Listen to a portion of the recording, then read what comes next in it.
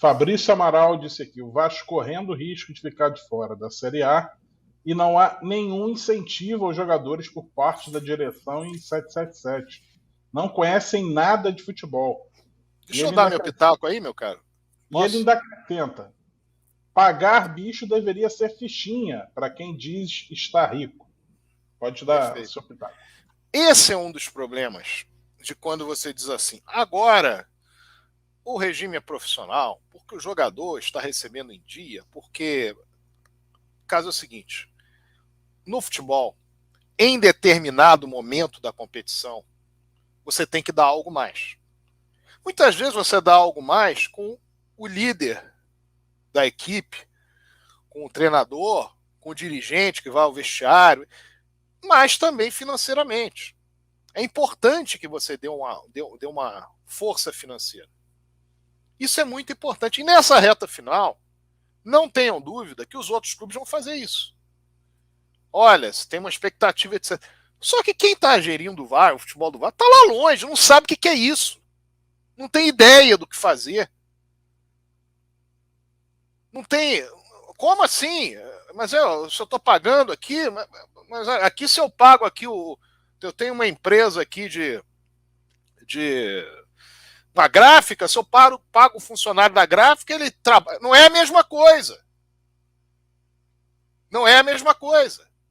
Então, nesse final de campeonato, o Vasco comete dois erros fundamentais. Um é essa falta de incentivo financeiro. Fora, evidentemente, a omissão que existe. O jogador do Vasco olha e fala assim: ah, é o Paulo Brax, que é o cara que está aqui. E daí? Quem é o Paulo Brax? Ah, mas quem é o cara que manda? É o Salgado? Não, não é o Salgado. Ah, é o cara lá de Miami. Também não posso falar com ele. O jogador vai falar com quem?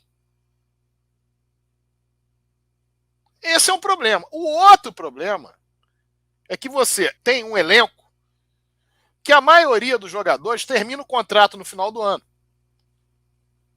E que não tem muita perspectiva, porque o time é questionado por todo mundo, o time não está bem, e ele pensa, bom, o que vai sobrar para mim?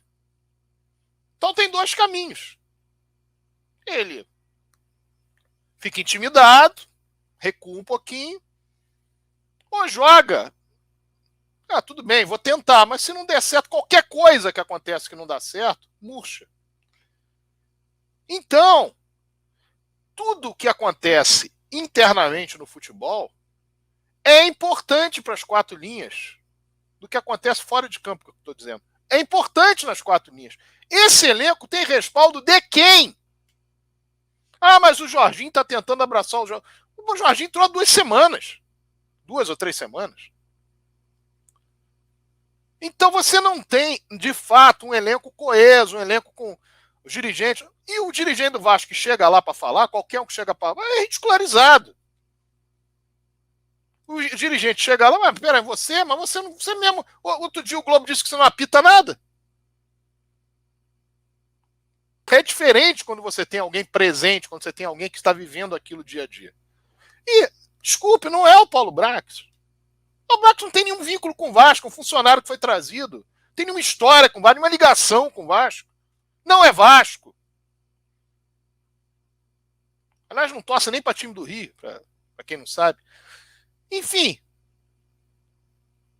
a situação, ela piora muito nesse estado. Os adversários do Vasco, nesse momento, estão como? Será que o dirigente não está lá dando respaldo? Será que não estão pensando o que vão fazer? Estão prometendo aos atletas, não, ano que vem, vamos fazer isso. Os atletas do Vasco não prometem, mas pelo contrário.